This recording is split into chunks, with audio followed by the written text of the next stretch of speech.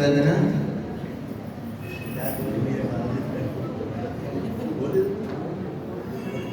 ओम नमः सिद्धेभ्यः।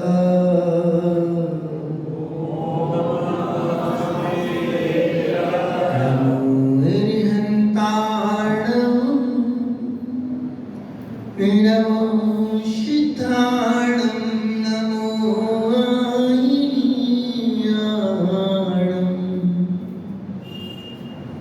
नमो वज्रायाणं, नमो लोये सुरसाणं।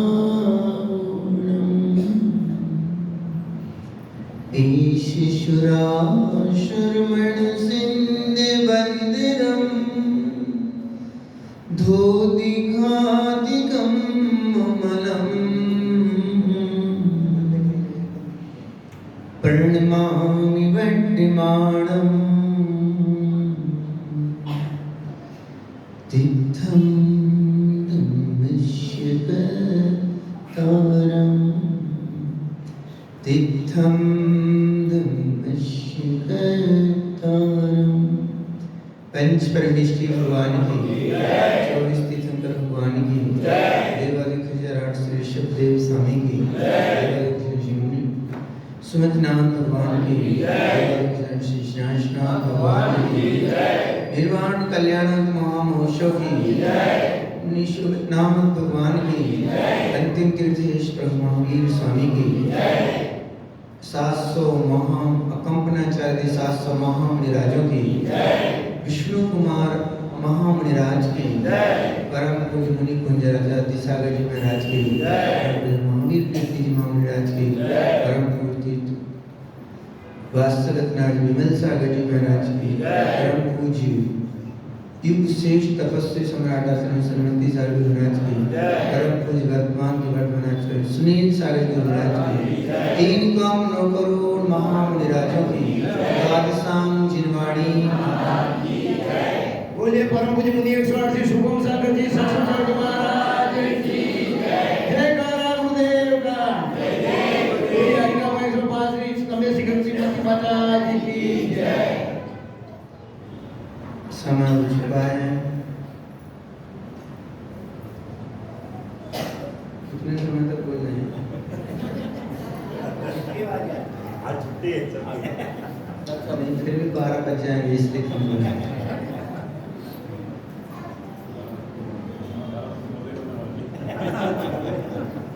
उपस्थित धर्मस्नेही प्यारी प्यारी भव्यात्माओं, तीर्थंकर भगवान महावीर के शासन में अनेकानेक आचार्य हुए हैं। आचार्य स्वामी जिन्होंने वात्सल अंग में विष्णु कुमार मुनिराज, जिनकी चर्चा आप सब आज कर रहे हैं, ये विष्णु कुमार महामुनि महाज्ञानी, जिन्होंने अपने अंतस में सूत्र को गुंजायमान किया, धर्म धर्मात्माओं के बिना संभव नहीं, धर्म धर्मात्माओं के बिना ज्ञानी संभव नहीं। आज तक हमारे बीच में धर्म है तो इन धर्मात्माओं की वजह से है।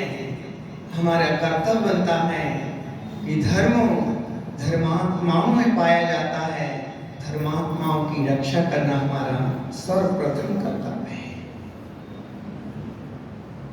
धन्य है मुनिराज की परम करुणा, परम वात्सल्य, जिनके हृदय में धर्मात्माओं की जो रक्षा की, जो वीतराग शासन की रक्षा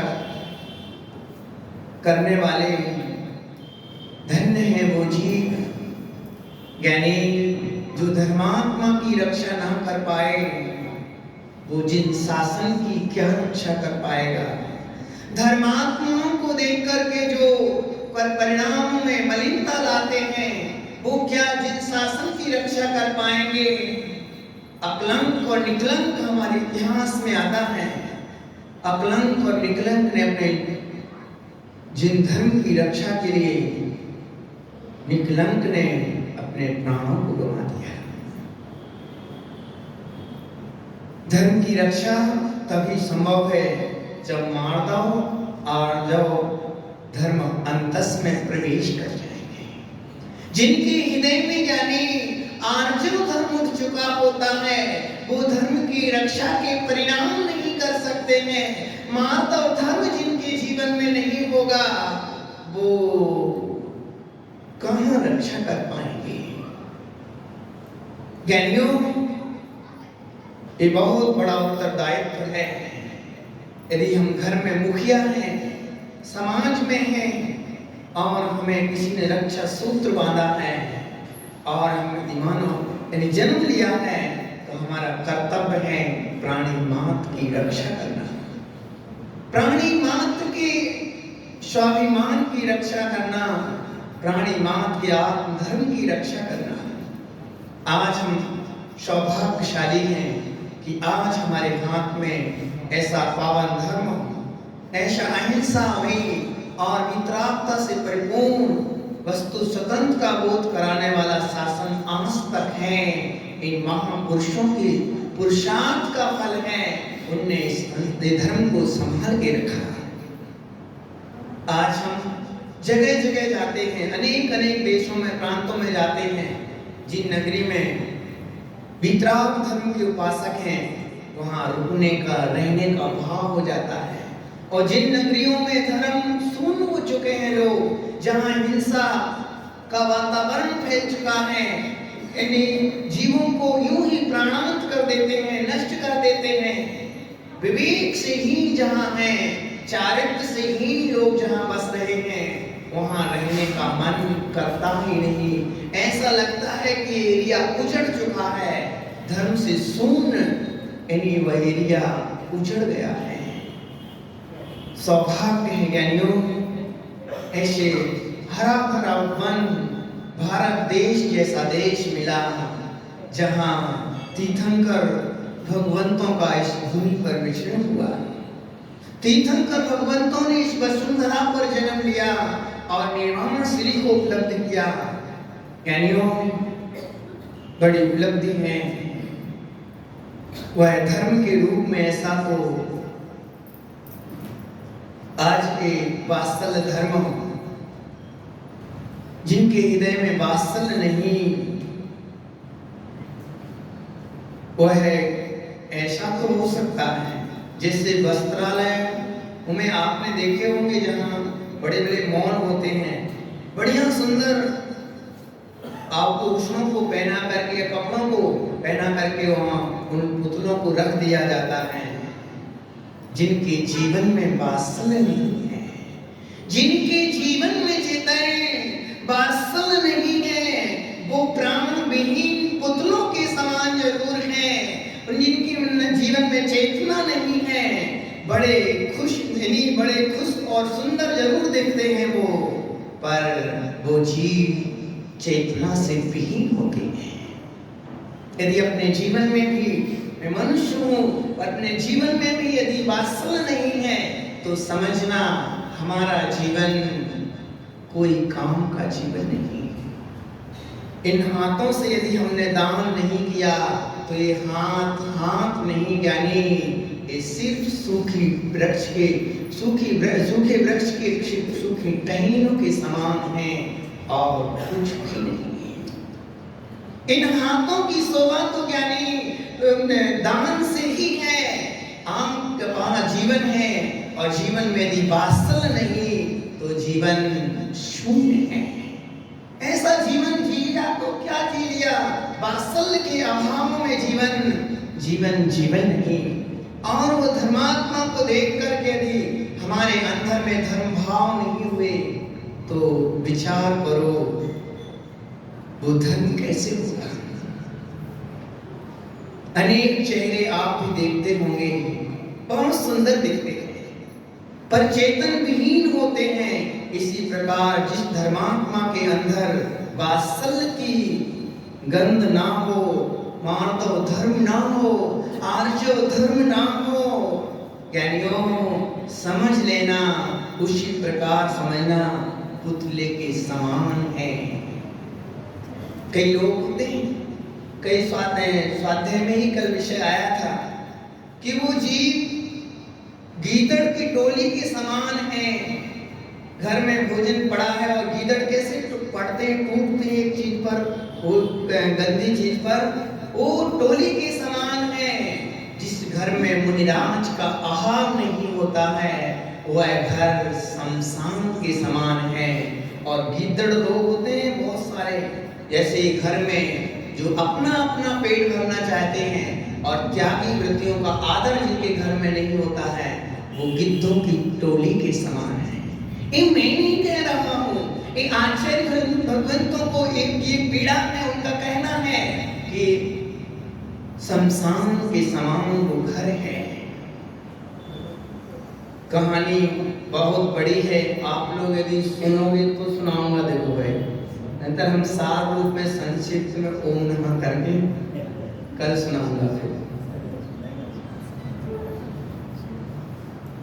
अवंती देश उज्जैनी नगरी के राजा श्री वर्मा अपनी प्रजा का पुत्रवत पालन करते हुए बड़े स्नेह के साथ अपना जीवन जी रहे थे। पुत्र के समान अपनी प्रजा का निर्वाह करते हुए अपने भवन के झरोखे वहां बैठे हुए थे। अचानक देखते हैं कि अनेक श्रावकगण अपने हाथों में सुंदर सुंदर अष्टद्रव्य की थाल लेकर के कहीं जा रहे हैं।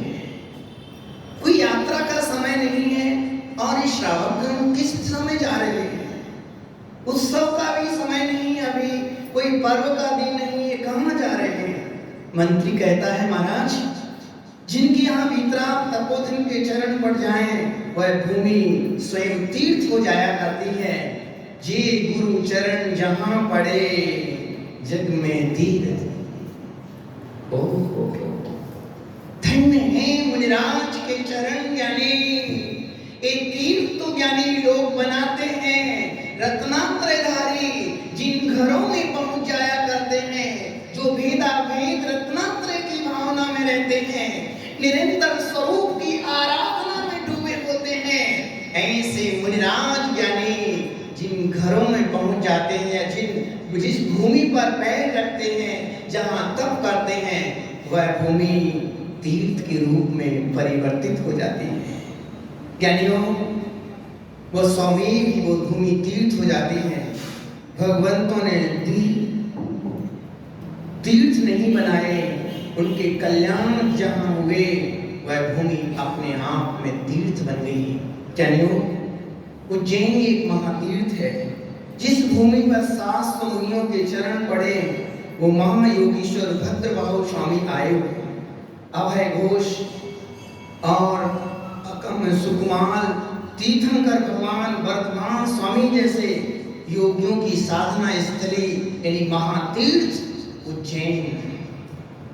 साधना से पवित्र वो तीर्थ, जैसे मंत्रियों ने सुना कि नगर के उद्यान में मुनिराज पधारे हुए हैं। एक तो मुनिराज नहीं, 700 मुनीश्वर पधारे हुए हैं। विचार करो, जहाँ इतने सारे श्रावक नजर आ रहे हैं, वहीं इतने हजारों मुनिराज नजर आए तो कितना सुंदर दृश्य होता है।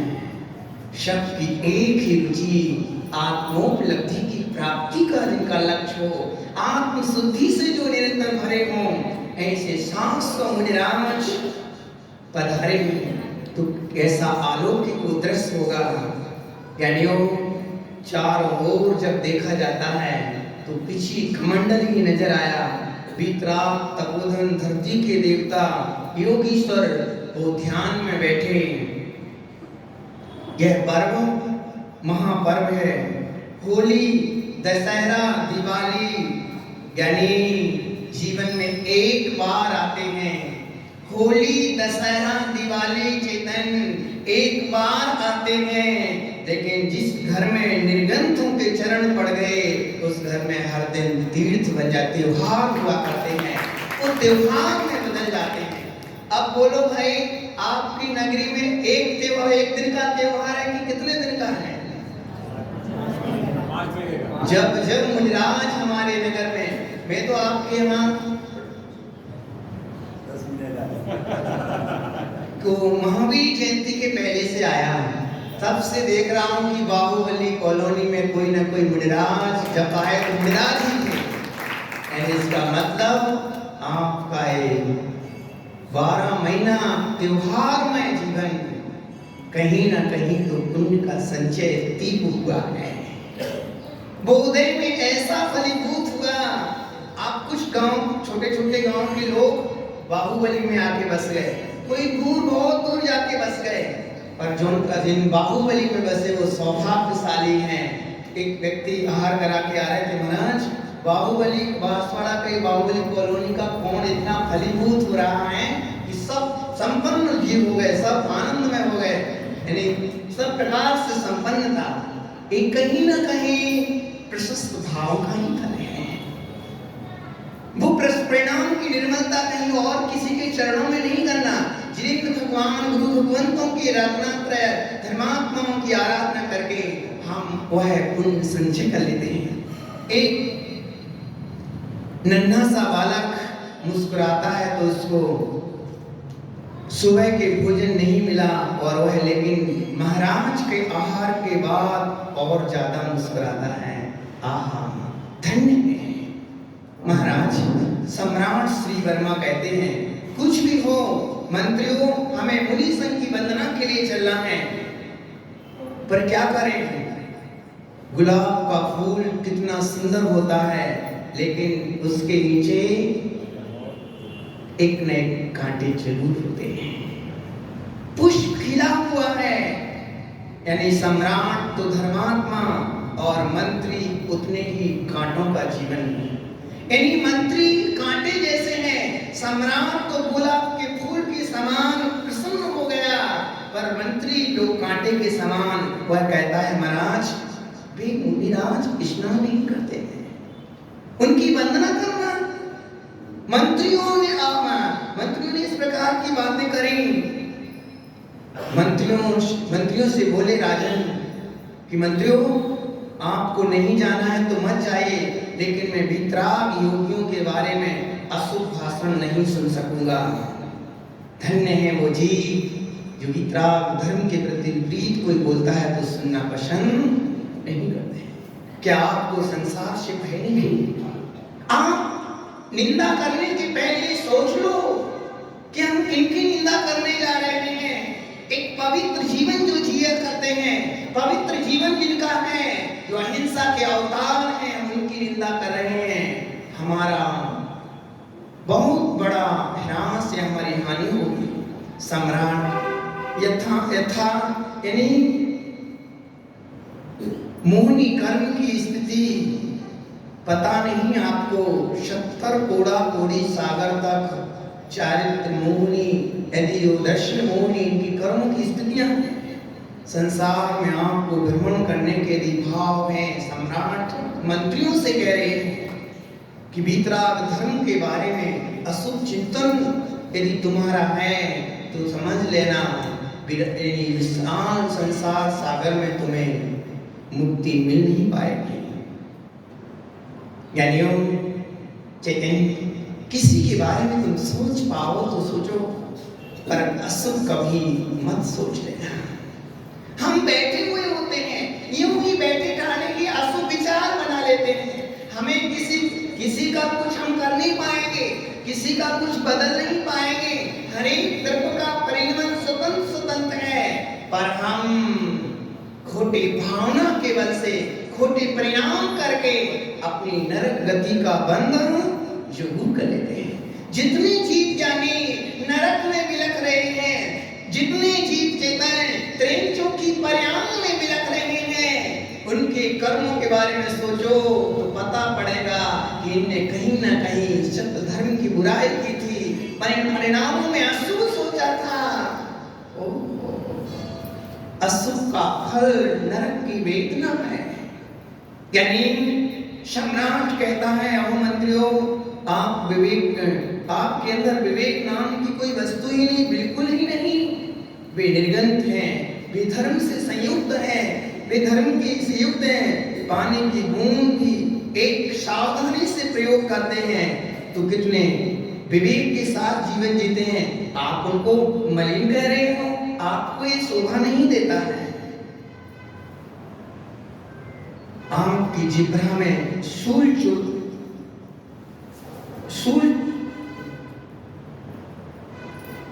नहीं चो रहे क्या? सम्राट कहता है मैं तो चला भगवान मुनिराजों के दर्शन के लिए, अब क्या करें? स्वामी जी की भावना दर्शन की है तो सेवक को भी तो जाना ही पड़ेगा। सेवकों ने सोचा चलो साथ होकर के चलते हैं। धन्य हो योगीश्वर आचार्य परमेष्टि अकंपन आदि महामुनिराज जो अपने निमित्त ज्ञान से जान लेते हैं, उज्जैन के उद्यान में बैठे हुए हैं। संपूर्ण संघ को आदेशित कर दिया कि अभी बोला सबको विचार करो गुरु का कितना ज्ञान गहरा है, कि वो जान लिया उन्होंने कि उपसर्ग आने वाला है।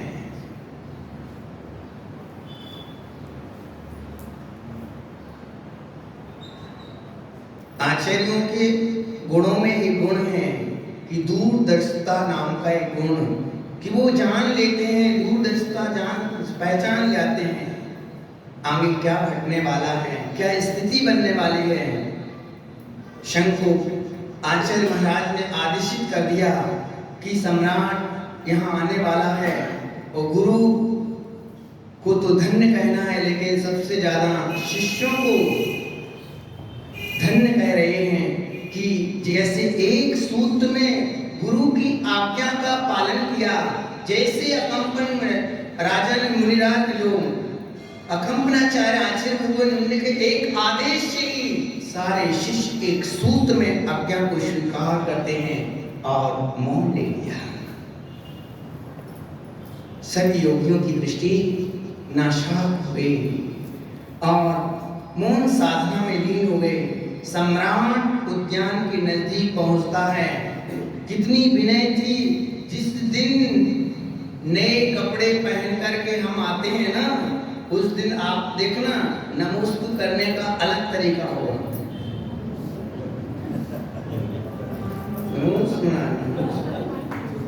कोई नेताजी पधार रहे हो, नेताजी कहीं पैर पेंट में भी गंदे ना हो जाएं। ऐसे क्या काम के वो नए कपड़े तुम्हारे रत्नात्रयधारी तीर्थंकर भगवान के चरणों में यदि हम प्रणाम साष्टांग वंदन ना कर पाए। पर राजा आत्मज्ञानी थे, उन्हें साष्टांग को वंदन किया। सम्राट ने अपने सम्राट पने का ध्यान नहीं दिया। योगी के सामने कौन सम्राट, हाथी से नीचे उतर करके नीचे गमन किया और 3 प्रदक्षिणा देकर के एक एक मुनिराज के चरणों में एक एक मैंने नमन किया। ऐसा ही नहीं कि एक महाराज जी को नमोस्तु कर लिया तो एक साथ नमोस्तु महाराज, क्या एक प्रत्येक महाराजियों को नमोस्तु किया।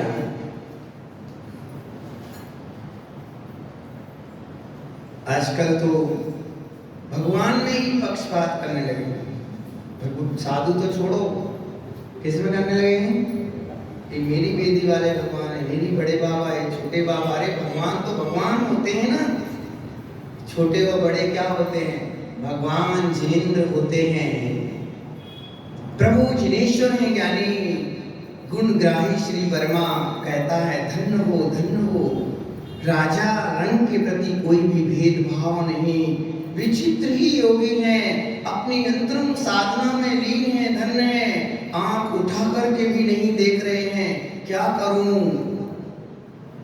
यानी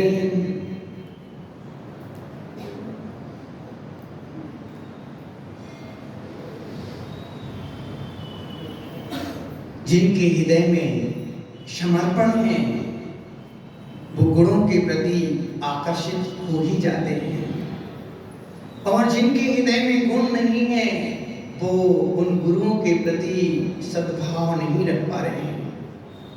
वो आंखें नहीं जिन नैनों से तुमने गुरुओं को ना निहारा, यानी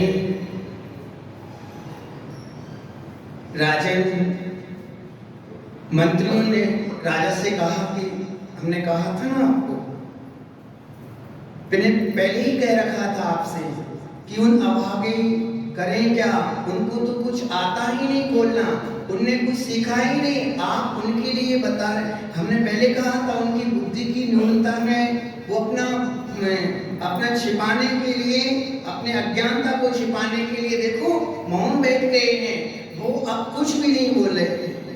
अहो भूल गए मौन साधना। मुनिराज को निहार करके श्री वर्मा सम्राट तो नतमस्तक हो जाता है, अपने कर्मों को छीन कर रहा था और मंत्री अपने अंदर अंदर कुड़ित अंदर अंदर जल रहा है। वापस लौट आए, लेकिन विधि का विधान कुछ और ही था। यानी सारी विधियां जहां बन जाती हैं, पर विधि नहीं बनी तो सर्वविधि असफल है। सुसागर मिराज आहारचर्या को गए हुए थे, उनको ये पता नहीं था कि गुरु की आज्ञा क्या थी, उनको मालूम नहीं था कि गुरु आज्ञा की गुरु ने क्या आदेशित किया है। जब मुनिराज चर्या को वापस आ रहे तो वे चारों मंत्री सम्राट के साथ रास्ते से वापस आ रहे थे और उनके अंदर, मंत्रियों के अंदर जहर तो भरा ही हुआ था, कुटिलता तो भरी हुई थी। बोले महाराज देखो देखो, महाराज देखो इसको सामने कौन आ रहा है। उनने शब्द बोला, बैल जैसा चला आ रहा है। तक पी करके जब व्यक्ति के मान हो जाया करता है, कसाय जीवन में आ जाया करती है, तो कुछ भी नहीं ध्यान रख पाता है। कैनियो कोशिश करो मधुर शब्द बोलने की, तुम्हारे जीवन से मधुर शब्द का प्रयोग होना चाहिए। पर राजा श्री वर्मा सोचते हैं कैसे दुष्ट मंत्री मुनिराज को क्या बोल रहे हैं, इनको क्या बोलना चाहिए। निर्गंत मुनिराज है, ये धरती के देवता हैं, लेकिन वो मुनिराज तो ज्ञानी शादबाद विद्या के धनी थे, तत्व ज्ञानी थे, अनेकांत विद्या के पारंगत, अनेकांत विद्या में पारंगत थे। नाम ही जिनका शुद्ध सागर था, शुद्ध के सागर, अपूर्व ज्ञान के धनी, एक क्षण के तो प्रदेश तो शास्त्र, अब क्या हुआ, शस्त्रशाला बन गया। और मुनिराज ने भी ऐसा प्रयोग किया। अहो राजन, ऐसा मालूम होता है आप मंत्रियों को पीलिया रोग हो गया है। क्या बोले मुनिराज, क्या आपके मंत्री को पीलिया हो गया है, तब पी लो, यानी छाछ पी करके, अर्थात तो महाराज ने क्या किया, उनके लिए घुमा दिया। क्या तक पीला होता है, छाछ तो धवल होती है, सफेद होती है, स्वच्छ होती है। ऐसा शादवाद शेर की गर्जना करते हुए क्षण मात्र में वो चारों मंत्री परास्त हो जाया करते हैं। अनेकांत दृष्टि के साथ एकांत के गीदड़ यानी टिक नहीं पाते हैं, वो परास्त हो जाया करते हैं। मंत्री ऊपर ऊपर तो मुस्कुरा रहे हैं, हाथ तो गए, ऊपर ऊपर तो मुस्कुरा रहे हैं, वाह, क्योंकि राजा की आज्ञा सामने, यानी राजा सामने बैठे हुए हैं, उनके साथ में हैं, जो भी मंद मंद तो अंदर अंदर बाहर में दिखाई दे रहे हैं मुस्कुराते हुए, पर अंतरंग में कसाय से भर गए हैं। जिनका हृदय कसाय से झुलस रहा है, मेरी इज्जत यहाँ समाप्त हो गई। सम्राट के सामने ऐसा चिंतन करते कुटिल हृदय चारों मंत्री पहुंच गए, लेकिन सोच रहे थे कि कैसे भी हो इन मुनिराजों को मैं नाश कर दूंगा। विचार करो, दुष्टता भी यानी कितनी तीव्र हो सकती है। शुद्ध सागर मुनिराज उद्यान में पहुंचे, गुरुदेव को नमोस्तु निवेदित किया कि भगवान आपके चरणों में मेरा नमोस्तु वंदना की और वहीं बैठ गए। जैसे अकंपनाचार्य की मुख से अचानक निकल पड़ा, बस पूरे श्रम को तूने कष्ट में डाल दिया। गुरु के मुख से इन शब्दों को सुनकर शिव सागर मुनिराज घबरा गए। बोले क्या? मुनिराज ने कहा बेटे तेरा कोई दोष नहीं, तूने संघ के आदेश जो थे उन आदेश को तुमने सुना नहीं था। आपका कोई दोष नहीं है, 700 मुनियों पर उपसर्ग होगा। हे नाथ कैसे टलेगा ये? मैं उपसर्ग में निमित्त बन गया। धन्य हो सागर महाराज की, यह तो ज्ञानी शिष्य हैं, अंतेवासी शिष्य हैं जो गुरु की आज्ञा के अंत में, यानी गुरु की आज्ञा के अंत में एक बार परछाई तो हट सकती है, लेकिन शिष्य कभी गुरु की परछाई के समान पीछे पीछे ही चलते हैं। स्वामी हो क्या गया है? आप बताओ, जहां तुमने शास्त्रार्थ किया था वहां जाकर के तुम कार्यशल मुद्रा पे ध्यान में लीन हो जाओ। गुरु का निर्णय इतना कठोर कि अकेले योगी को भेज दिया कि जाओ तुम उसी स्थान पर जाकर के खड़े हो जाओ। महाराजा का धैर्य कितना प्रबल, महाराज कितना प्रबल धैर्य के साथ अपने प्राणों की चिंता करते प्राणों की चिंता ना करते हुए योगियों पर मेरे निमित्त से यदि उपसर्ग आएगा, सागर मुनिराज मृत्यु से डरते नहीं, वीरता के साथ उसी स्थान पर चले जाते और खड़े हो जाते हैं। सीख चले गए जिस भूमि पर शास्त्रार्थ हुआ और वहां पर ध्यानस्थ मुद्रा में खड़े हो गए। कुटिल हृदय से भरे हुए वो कुटिलता को उनके अंदर प्रस्फुटित हो रही थी। कुटिलता बलि, प्रहलाद और नमूची बृहस्पति, ये 4 मंत्री अर्धरात्रि के समय उन मुनिराज के ऊपर नंगी तलवार लेकर के आए और उनके ऊपर वार करने लगे। घात के परिणाम हो गए। मुनि हत्या से ज्ञानी बढ़कर के कोई पाप नहीं। जिस भूमि पर ज्ञानी मुनि हत्या हो वो भूमि शब्द से अपावन है, वो लोग धिक्कारने योग्य हैं। मुनि हत्या से बढ़ के कोई पाप नहीं। श्राप को ज्ञानियों सुनो, कृतकारित अनुमोदना से कभी भी किसी की बुराई मत कर बैठना।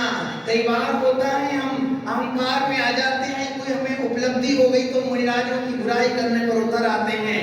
ज्ञानियों कृतकारित अनुमोदना से भी यदि बुराई की अनुमोदना की उनकी तो भी वही फल मिलता है। 700 मुनिराज और श्रीपाल ने भी अपने साथियों के साथ मुनिराजों की अपमानना की, उसका भी फल उनको मिला। एक सामान्य जीव का घात घोर घोर हिंसा कहने को कर्म का आश्रय बंद होता है, और जिनने मुनिराज की हिंसा की हो ज्ञानियों अशुभ स्वप्न में भी नहीं सोचना। जैसा सोच कर गए थे कि चलते मार्ग में शिव सागर मुनिराज के ऊपर बेचारों कुछ भी नहीं बोला, पर उनका घात करने से क्या फायदा। कुछ लोगों ने सोचा अपना सामना तो इसी से, यानी 4 मंत्रियों ने सोचा कि अपने पुत्र मुनिराज उनका क्या दोष, मेन तो अपना जिससे लड़ाई हुई, जिससे वार्तालाप हुई, तो चलो यहाँ अपना काम कर लेते हैं। लेकिन आखिर बुद्धि तो थी नहीं।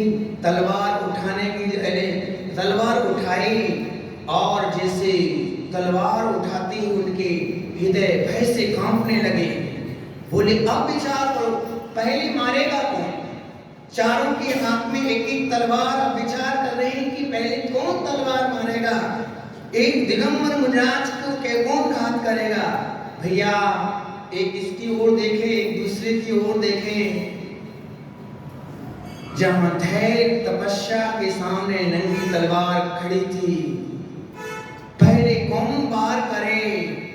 बृहस्पति कहता है कि पहला आप करो, और सब बोले बलि आप करो, क्योंकि सबका करता धरता तो तू ही है, पहले नंबर तू वार करो। तो बोले कुटिलता भरी कहते घबराओ मत, ऐसा करो अपन चारों मिलकर के एक साथ ही वार करते हैं।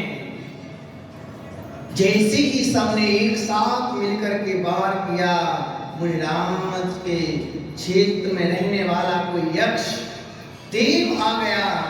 घबराना नहीं ज्ञानियों, धर्म का कभी निराश नहीं होता है, धर्म को कोई नष्ट नहीं कर सकता है, धर्मात्माओं को कोई तकलीफ नहीं दे सकता है। देवता के सिंहासन भी ये डोलने लग जाया करते हैं, वो देवता भी उनकी रक्षा करने के लिए आ जाते हैं। यक्ष उसी जंगल में रहता हुआ आ गया। धम्मम शरणम वगोचामि, जहां कोई किसी का शरण ना हो वहां एक वितराग धर्म ही शरण होता है। अंजना ने अपनी सहेली से कहा कि हम कौन अपना रक्षक है? सहेलियों ने कहा विचार मत करो, आराम से रहो, चिंता मत करो। जब दुनिया के सारे दरवाजे बंद हो जाया करते हैं तो एक दरवाजा धर्म का सदैव खुला रहता है, धर्म की शरण में रहो। ऐसे ही वहां धर्म की शरण में रहने पर यक्ष ने रक्षा की। जैसे ही उन्होंने तलवार उठाई, यक्ष आया तो सारे चारों मंत्री नंगी तलवारों को लिए ही बिहार की मुद्रा में ही खड़े के खड़े रह गए। चारों ओर से खड़े के खड़े योगीश्वर फिर भी अपने ध्यान साधना में निरंतर लीन है। अहो धन्य है योगियों की महामुद्रा, धन्य है मुनि दशा, भगवान का आनंद। आनंद तो ज्ञानी बाद में लूटना, पहले मुनि दशा का आनंद कितना अपूर्व है। उनको एक मुनिराज के हृदय में तो ज्ञानी शत्रु मित्र का भेद ही नहीं रहता है। शत्रु कौन है, मित्र कौन है? जिन्हें प्राणी मात्र को आत्मा के समान देखा है। अरे खावतारे असी प्रहारे में सदा समता धर। सुसागर मुनिराज को देखो, क्या देवों ने बुलाया, योगीश्वरों ने देखो, ज्ञानी विचार करो, देवों को बुलाया नहीं था। जो धर्म की शरण में रहता है, देव अपने आप उसके रक्षा के लिए पहुंच जाया करते हैं। किलित हो गई, रात्रि भर वो किलितों की मुद्रा में ही खड़े रहे। प्रातः काल की जैसे बेला आई, सूर्य निकला और वो तो जल्दी निकल आया उन पापियों के चेहरे दिखाने के लिए कि चंद्रमा को शर्म आने लगी तो वो जल्दी छुप गया। इन पापियों को देखना नहीं, वो शर्म के मारे छुप गया और सूर्य निकल आया, पापियों का चेहरा दिखने लगा। मुनिराम ध्यानस्थ मुद्रा में हैं। राजा श्री वर्मा ने सुना कि आज मंत्रियों ने ऐसा किया है। बेचारे नंगे पैर दौड़ते दौड़ते मुनिराज के चरणों में पहुंचे, गुरुदेव के चरणों में बोले, भगवान मुझे क्षमा करो, मेरे राज्य में आपने दिगंबर मुनिराज की अपमानना हुई, क्षमा करो। मेरे राज्य में ऐसे वितरागी तपोधन मुनिराज की अपमानना मुझे समझ में नहीं आए, हो कैसे गया। धीरे धीरे जब सूर्य खिलता गया, राजा के अनुसार कहते हैं इन पापियों को क्या जीवन से विदा कर दो। मुनिराज ने तुरंत आंख खोली। कहनी धन्य है इनकी करुणा, जिन्हें उपसर्ग किया उनके प्रति ऐसी दुष्टता का भाव नहीं। ये परिणाम तो ज्ञानी दुष्ट व्यक्ति के प्रति भी सद्भाव का भाव यदि किसी में होगा तो वो मुनिराज का हृदय हो सकता है, और किसी के हृदय में ऐसे भाव आ नहीं सकते। आचार्य भगवान शांति सागर जी के ऊपर उपसर्ग किया और वो उपसर्ग करता को पकड़ा गया। सिपाहियों ने कहा कि इनको मैं सजा दूं। मुनिराज ने कहा नहीं, इनको क्षमा कर दो। आचार्य महावीर कीर्ति पर भी उपसर्ग हुआ, उनने भी उपसर्गकर्ताओं पर क्षमा की। ज्ञानियों, ये क्षमा का भाव उन मुनिराज के हृदय में ही आ सकता है।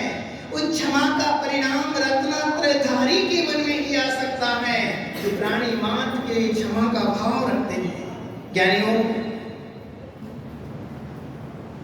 इतना उपसर्ग होने पर राजन, तुम इनको छोड़ दो।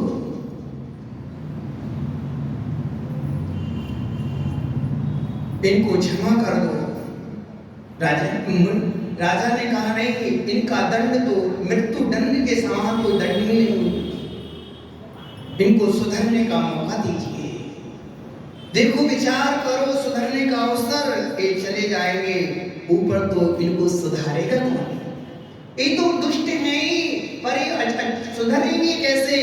सज्जन पुरुषों के भाव ज्ञानी ऐसे सज्जनता से भरे होते हैं, सुधरने का मौका दीजिए। मुनिराज कहते हैं, हे देव, इनको छोड़ दीजिए। तब उनकी तलवारें चारों मंत्रियों के नीचे हुई। बेचारे चेहरे देखते देखते तब भी राजा कहता है, नहीं नहीं, सड़े फूलों के साथ स्वच्छ फल भी रहेंगे तो वो भी एक दिन सड़ जाया करते हैं। इन गंदे भाव वाले मंत्रियों को यहाँ से राज से निकाल देना चाहिए, क्योंकि ये राज की शोभा इनसे नहीं। ठीक है, गुरु आज्ञा स्वीकार करते हुए राजन ने उन मंत्रियों को काले मुख किए और गधे पर बैठा करके गांव से निकाल दिया। घटना के किनारे आ रही है पर थोड़ी बात। चलते चलते हस्तिनापुर नगर पहुंचे और हस्तिनापुर में महापद्म एवं लक्ष्मीपति राज कर रहे थे, यानी वो राज्य का संचालन कर रहे थे। लक्ष्मीपति रानी के पद्म और विष्णु कुमार नाम के दो पुत्र। किनके पुत्र थे? महापद्म के वंश में तो बेटा पद्म के साथ बैराग को महापद्म तो दीक्षा लेकर के चले गए और सुताचार्य आचार्य भगवान के चरणों में उन्होंने दीक्षा लेकर के अपने जीवन को सफल किया और धीरे धीरे अपनी तपस्या को बढ़ाते हुए लीन रहे और कर्मों का क्षय करके एक दिन परम निर्वाण को प्राप्त किया। विष्णु कुमार मुनिराज साधना में लीन थे। इधर चारों ओर मंत्रियों ने अपनी पटुता दिखाई और हस्तिनापुर पहुंचे। हस्तिनापुर जाकर के जैसे पद्म के यहाँ मंत्री पद पर वो मंत्री अधिष्ठित हो चुके हैं। देखो, जब योग्यता होती है तो कहीं भी मिल जाती है। उनका पुण्य तो शेष था ही।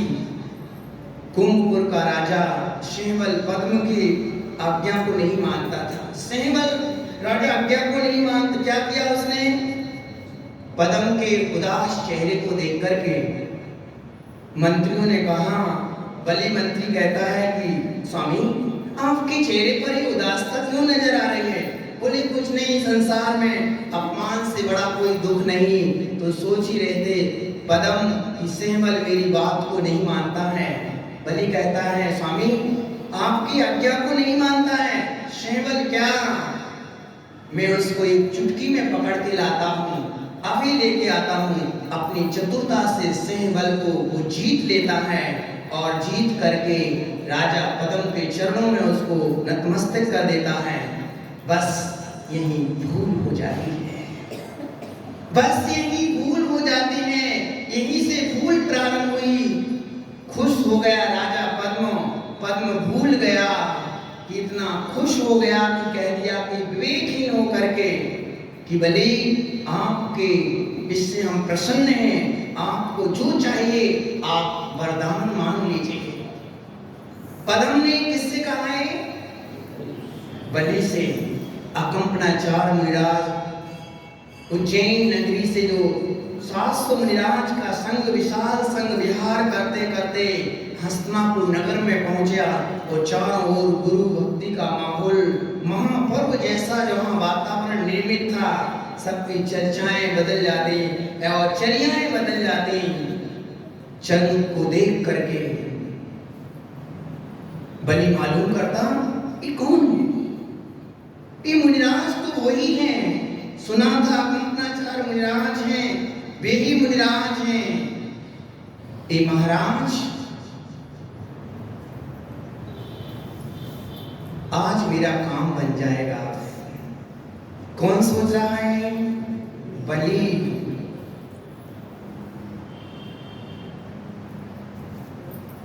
विचार करने लगे, अपने वरदान तो सुरक्षित अपना मांगा होगा। राजन, बलि ने वरदान मांगा कि राजन मेरा वरदान तो सुरक्षित है।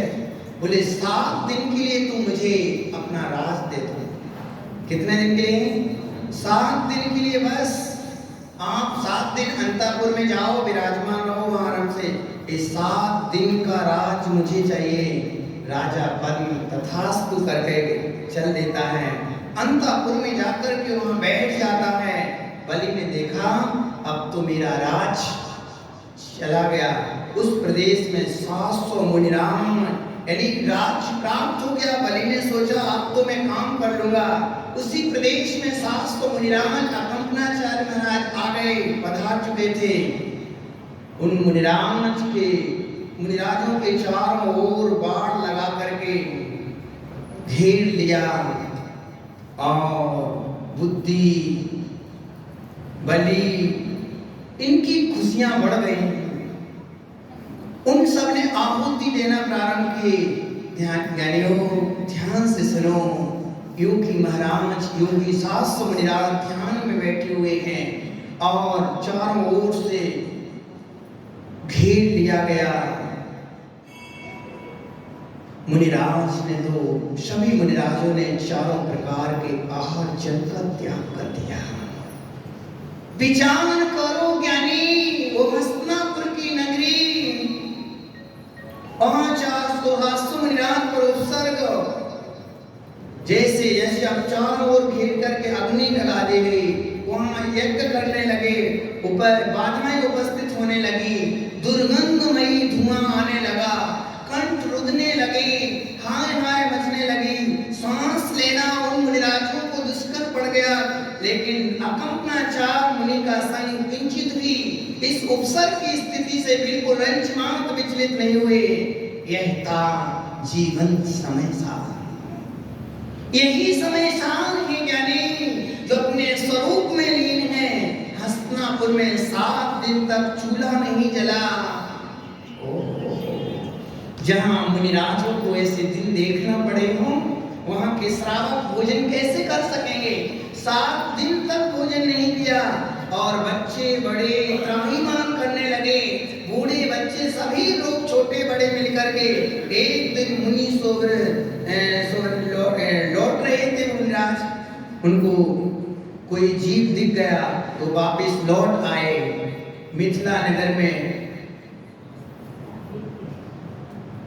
शुद्ध चंद्राचार्य आचार्य महाराज जी वहां विराजमान थे। तो पुष्पदंत नाम के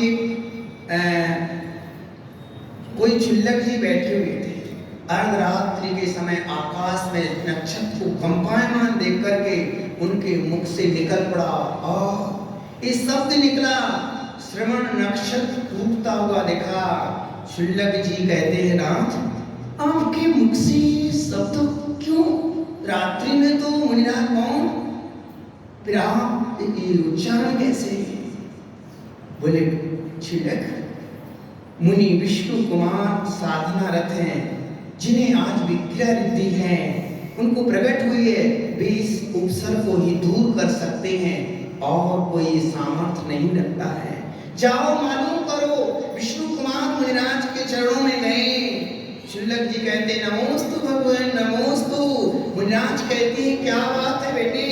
वो बोले विश्वासों मुनिराज पर घोर उपसर्ग हो रहा है, ये उपसर्ग को दूर करने की सामर्थ्य आप में ही है। आप विष्णु कुमार मुनिराज की कहानी आज से नहीं सुन रहे होंगे, वर्षों से सुन रहे होंगे। आप विष्णु कुमार मुनिराज हैं।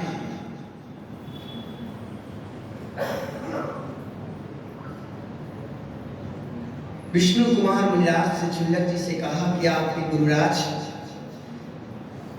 सुताचार्य आपके गुरुराज हैं?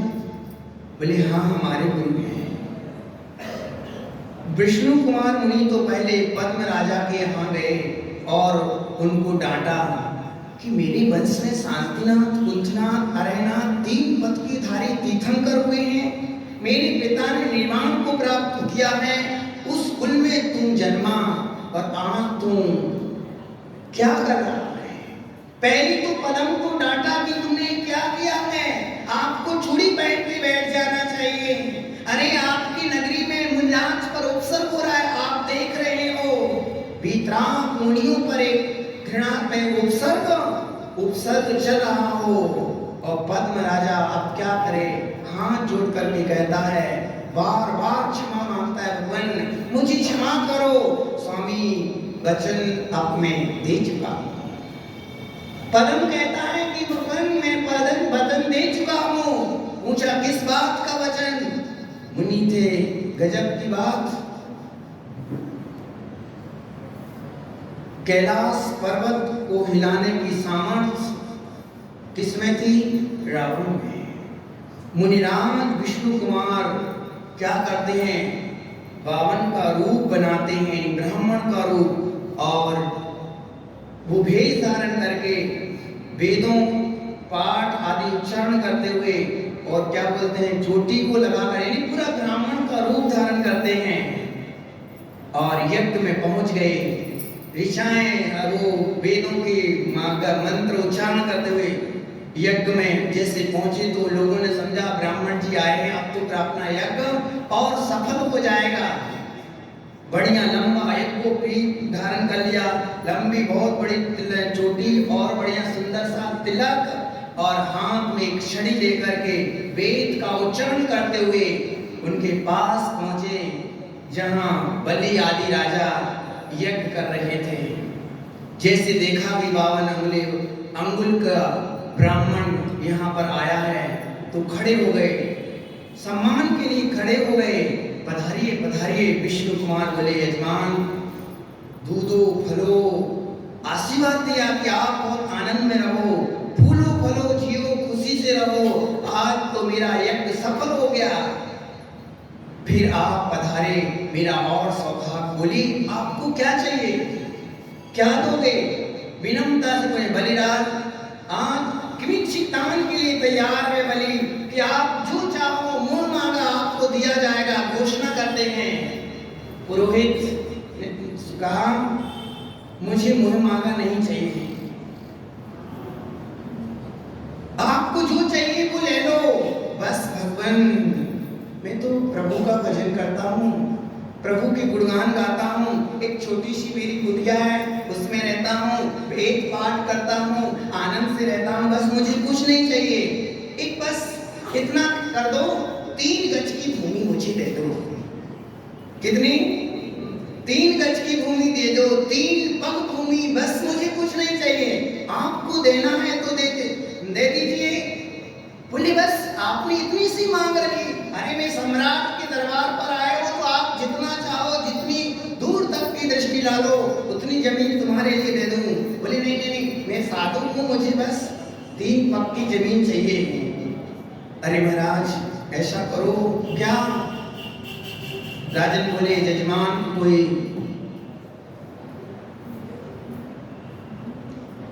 चलो ऐसा करते हैं, इनको 3 पग जमीन दे दी जाती है। जैसे उन्हें वो जल छिटक दिया, बोले ऐसे नहीं, जलांजलि दे करके उसको जमीन को दी। ध्यान रखना, आपने 3 पग जमीन को दिया है, पर मैं अपने पैरों से नापूंगा। क्या? अपने पैरों से नापूंगा। स्वामी जी आज्ञा बिल्कुल। विष्णु कुमार मुनिराज ने अपना जैसे ही पहला कदम उठाया, पहला पग तो सुमेरु पर्वत पर रखा और दूसरा पग मानसोत्तर पर्वत पर रखा और तीसरा पग रखने के लिए जगह नहीं, बलि देखते ही रह गए, आंखें फटी की फटी रह गई, ये हो क्या रहा है? एक मैंने वरदान क्या दिया, देखते देखते मुकुट गिर गया। बोले महाराज आप मेरे वचन याद कीजिए, आप याद कीजिए, तीसरा पग मैं कहाँ रखूं? तीसरा पग उसकी पीठ पर उसने बोला और ठीक रख दिया। देख अब वो दुखी हुए, पर चारों ओर जयनाद होने लगा। पीठ रखी, बोले क्षमा करो, क्षमा करो, क्षमा करो। जिन शास्त्रों निराजों पर अवसर हो रहा था, ये तूने ही किया है। ध्यानस्थ बैठे मुनिराज, अकंपनाचार आदि मुनिराज, मैं क्या क्षमा करूंगा? चलो वो मुनिराज तुम्हें क्षमा करेंगे जिन पर तुमने अवसर किया है। बलि राजा अपने हाथों से बंधन खोलता है मुनिराजों के और जमीन पर साष्टांग वंदन करता है।